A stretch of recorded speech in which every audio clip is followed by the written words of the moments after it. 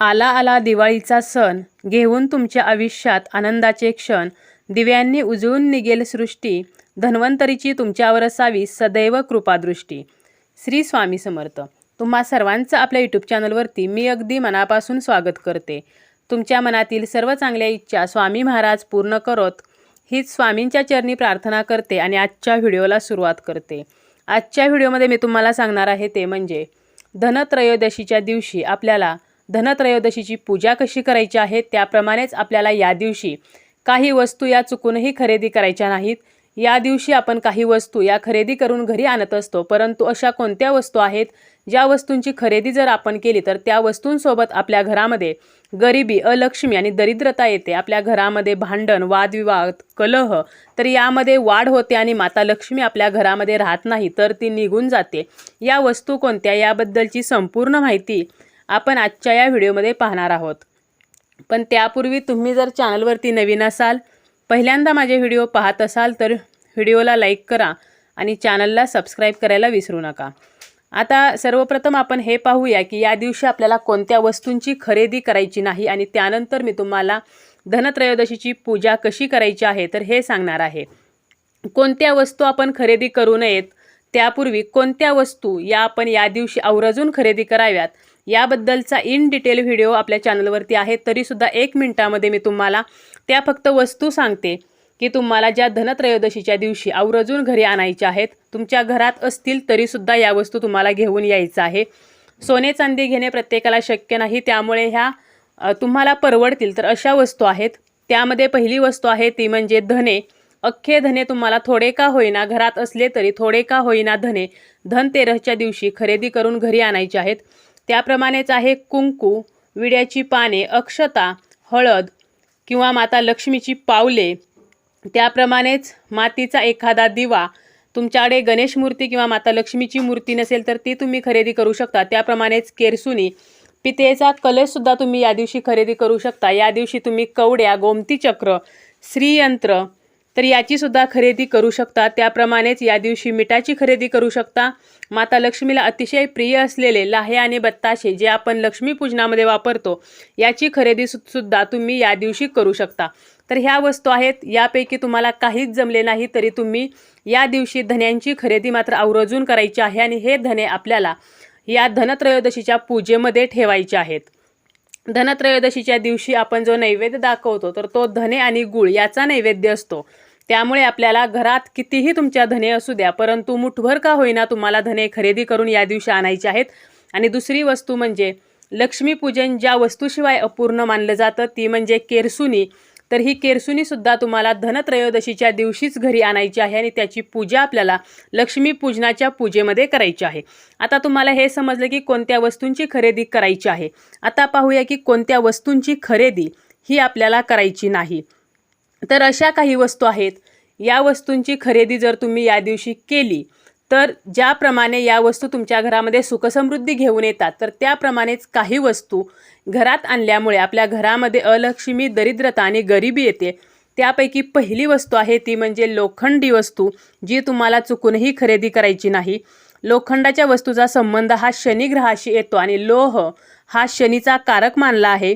शनीची जर वाईट दृष्टी आपल्यावरती पडले तर आपल्याला त्याचे अशुभ परिणाम हे भोगायला लागतात आणि यामुळे आपल्याला लोखंडाची वस्तू धनतेरसच्या दिवशी खरेदी करायची नाही. आता मग या दिवशी तुम्ही घर खरेदी किंवा गाडी खरेदी करू शकत नाही का? कारण घर, गाडी यामध्ये कुठे ना कुठेतरी लोखंडाचा वापर हा केलेला असतो, परंतु असे नाही. ज्यामध्ये थोडाफार लोखंडाचा वापर केला आहे तर अशा वस्तू तुम्ही खरेदी करू शकता. परंतु पूर्ण लोखंडाच्या ज्या वस्तू आहेत, जसं की लोखंडाची भांडी आहेत, लोखंडी कढई आहे, लोखंडी तवा आहे, तर अशा वस्तू तुम्हाला चुकूनही खरेदी करायच्या नाहीत. यानंतरची दुसरी वस्तू आहे ती म्हणजे तुम्हाला या दिवशी काळ्या रंगाच्या कपड्यांची खरेदी करायची नाही. धनतेरसच्या दिवशी आपण कपडे खरेदी करतो, परंतु यामध्ये काळ्या रंगाचे कपडे खरेदी करणे हे मात्र आपल्याला टाळायचं आहे. यानंतर आहे ती आहे चप्पल. तुम्हाला एखादी चप्पल आवडली असली तरीसुद्धा तुम्ही धनत्रयोदशीच्या दिवशी ती चुकूनही खरेदी करू नका. जर तुम्ही या दिवशी चप्पल घरी आणली तर त्यासोबत तुमच्या घरामध्ये दरिद्रता आणि अलक्ष्मी ही सुद्धा प्रवेश करते, त्यामुळे ही सुद्धा गोष्ट आपल्याला टाळायची आहे. त्यानंतर आहे ते म्हणजे 1 ग्रॅमचे दागिने. बघा, सध्या 1 ग्रॅमचे दागिने वापरण्याची किंवा आर्टिफिशियल ज्वेलरी वापरण्याची फॅशन आहे, बऱ्याचशा ज्या लेडीज आहेत तर त्या आर्टिफिशियल ज्वेलरीला प्राधान्य देतात, परंतु आपल्याला एखादा दागिना कितीही आवडला तरी या दिवशी मात्र अशा दागिन्यांची खरेदी करू नका। या दिवशी आपण सोने घेत असतो, म्हणजे ज्या गोष्टी चिरकाल टिकणाऱ्या आहेत तर या वस्तूंची आपण खरेदी करत असतो। त्यामुळे 1 ग्रॅमचे दागिने किंवा आर्टिफिशियल ज्वेलरीची खरेदी करू नका। त्याप्रमाणेच आहे ते म्हणजे धारदार वस्तू जसं की कात्री, सुरी, चाकू या वस्तूंची खरेदी करू नये। तसेच काचेच्या वस्तू, प्लास्टिकच्या वस्तू, ॲल्युमिनियमच्या वस्तू ज्या आहेत तर याचा सुद्धा संबंध हा राहूशी येतो, त्यामुळे या वस्तूसुद्धा खरेदी करायच्या नाहीत। धनत्रयोदशीचा जो दिवस आहे तर तो दिवस भांडी खरेदीसाठी चांगला मुहूर्त मानला जातो, परंतु चुकूनही तुम्हाला स्टीलची भांडी खरेदी करायची नाहीत, कारण स्टील जो आहे तर तो शुद्ध धातू नाही आणि तसेच त्याचा संबंध हा राहू ग्रहाशी येतो, त्यामुळे स्टीलच्या भांड्यांची खरेदीसुद्धा आपल्याला या दिवशी करायची नाही। तर अशा या वस्तू होत्या ज्याची खरेदी आपल्याला धनत्रयोदशीला चुकूनही करायची नाही। आता आपण हे पाहूया की या दिवशी आपण जी धनत्रयोदशीची पूजा करणार आहोत तर ही पूजा आपल्याला कशी करायची आहे। त्यापूर्वी मी तुम्हाला धनत्रयोदशीच्या पूजेचा शुभमुहूर्त सांगते। धनत्रयोदशी आहे 10 नोव्हेंबर 2023ला आणि पूजेचा शुभमुहूर्त आहे तो आहे संध्याकाळी 5:47 ते 7:43 तसेच या दिवशी धनत्रयोदशीची पूजा झाल्यानंतर आपण यमदीपदान करत असतो आणि यमदीपदानाचा शुभमुहूर्त आहे 6:30 वाजल्यापासून 8 वाजेपर्यंत। या वेळेमध्ये तुम्ही यमाला दिवा जो आपण अर्पण करतो तर ते यमदीपदान करू शकता। आता धनत्रयोदशीच्या दिवशी आपण माता लक्ष्मीची पूजा करतो, कुबेर देवांची पूजा करतो, त्याप्रमाणेच आपण जी आरोग्याची देवता मानली आहे धन्वंतरी तर हिचे सुद्धा पूजन करतो आणि यमदेवांचे सुद्धा पूजन हे करत असतो। आता धनत्रयोदशीची आपण पूजा मांडताना आपल्याला साहित्य काय काय लागणार आहे तर यासाठी साहित्य लागणार आहे हळदी कुंकू, अक्षता, फुले, यानंतर गणपतीची मूर्ती आणि जर मूर्ती नसेल तर तुम्ही गणपतीचे प्रतीक म्हणून सुपारीचा वापर करू शकता। लक्ष्मीची मूर्ती लागणार आहे, तुमच्याकडे जर श्रीयंत्र, कुबेर यंत्र असेल तर हे सुद्धा तुम्हाला या पूजेमध्ये मांडायचं आहे। यानंतर तुम्हाला तांब्या लागणार आहे, नारळ, विड्याची पाने किंवा आंब्याची पाने, 1 सुपारी, 1 नाणे आणि रक्षासूत्राचा धागा लागणार आहे। यानंतर पंचामृत, सप्तधान्य, त्यानंतर नैवेद्य म्हणून धने आणि गूळ तर या गोष्टी आपल्याला लागणार आहेत। आता ही पूजा कशी करायची, तुम्ही ज्या ठिकाणी देवघराजवळ पूजा मांडणार आहात तर ती जागा स्वच्छ करायची आहे। त्या ठिकाणी आपल्याला पाट मांडायचा आहे, त्या पाटाभोवती छान अशी रांगोळी काढायची आहे आणि त्या पाटावर एक कापड आपल्याला टाकायचं आहे आणि यावरती आपल्याला लक्ष्मी मातेचा फोटो मांडायचा आहे।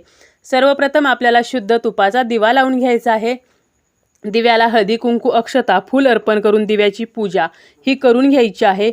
ओम श्री दीपदेवताय नमः गंधाक्षता पुष्पम समर्पयामी तर असं तुम्हाला म्हणायचं आहे आणि यानंतर आपल्याला गणपतीची पूजा ही करून घ्यायची आहे।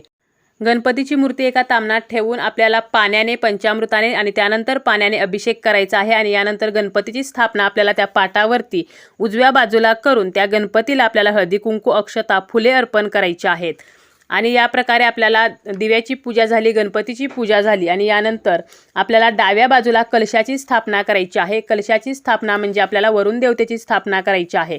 आता कलश कसा तयार करायचा तर हे तुम्हाला माहीतच असेल, तरीही मी थोडक्यात सांगते की एक तांब्या घेऊन त्या तांब्यावरती आपल्याला स्वस्तिक काढायचं आहे। त्या तांब्याच्या तोंडाला रक्षासूत्राचा धागा बांधायचा आहे। त्यानंतर त्या तांब्यामध्ये पाणी भरून घ्यायचं, त्यामध्ये हळदी कुंकू, अक्षता, 1 सुपारी, 1 रुपयाचं नाणं आणि 1 फूल तर हे आपल्याला टाकायचं आहे आणि त्यावरती आपल्याला 5 आंब्याची किंवा विड्याची पाने ठेवायची, त्यावरती नारळ ठेवायचा। या नारळाला सुद्धा आपल्याला रक्षासूत्राचा धागा बांधून घ्यायचा आहे। अशा प्रकारे आपल्याला या कलशाची स्थापना आणि पूजा ही करायची आहे आणि हा जो कलश आहे तर तो आपल्याला डाव्या बाजूला मांडायचा आहे। यानंतर आपल्याला माता लक्ष्मीची जी मूर्ती आहे तर तिला सुद्धा अभिषेक करून घ्यायचा आहे। हा अभिषेक करताना तुम्ही ओम श्री महालक्ष्मी नमः असे म्हणू शकता किंवा श्री सूक्ताचे पठण सुद्धा करू शकता आणि यानंतर गणपती बाप्पांच्या मूर्तीजवळ आपल्याला ही मूर्ती ठेवायची आहे। तिला हळदी कुंकू, अक्षता, फूल अर्पण करायचं आहे आणि ह्या मूर्तीची सुद्धा आपल्याला पूजा करायची आहे। धन्वंतरीचा तुमच्याकडे फोटो असेल तर त्या फोटोची पूजा करा। भगवान विष्णूंचाच एक अवतार म्हणजे धन्वंतरी आहेत। आपण धन्वंतरीचे पूजन केल्यामुळे आपल्या घरातील सर्व सदस्यांना चांगले आरोग्य प्राप्त होते।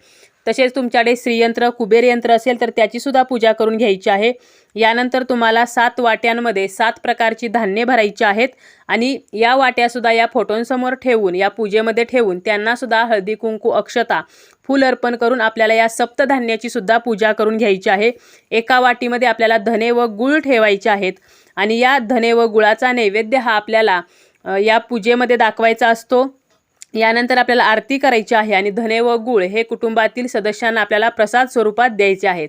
तर अशा प्रकारे साधी आणि सोपी आपल्याला धनत्रयोदशीची जी पूजा आहे तर ती करायची आहे। आणि ही पूजा झाल्यानंतर आपल्याला यमासाठी म्हणजे यम दीपदानासाठी आपल्याला 1 किंवा 13 कणकेचे दिवे करून त्या दिव्यांच्या वातीची दिशा दक्षिणेला करून ते दिवे आपल्याला घराच्या बाहेर प्रज्वलित करायचे आहेत, ज्याला आपण यमदीपदान म्हणतो। धनत्रयोदशीची पूजा झाल्यानंतर हे जे यमदीपदान आहे तर ते करायचे आहे। यमदीपदान कसे करायचे, का करायचे याबद्दलचा सुद्धा इन डिटेल व्हिडिओ चॅनलवरती आहे, तो तुम्ही नक्कीच पाहू शकता।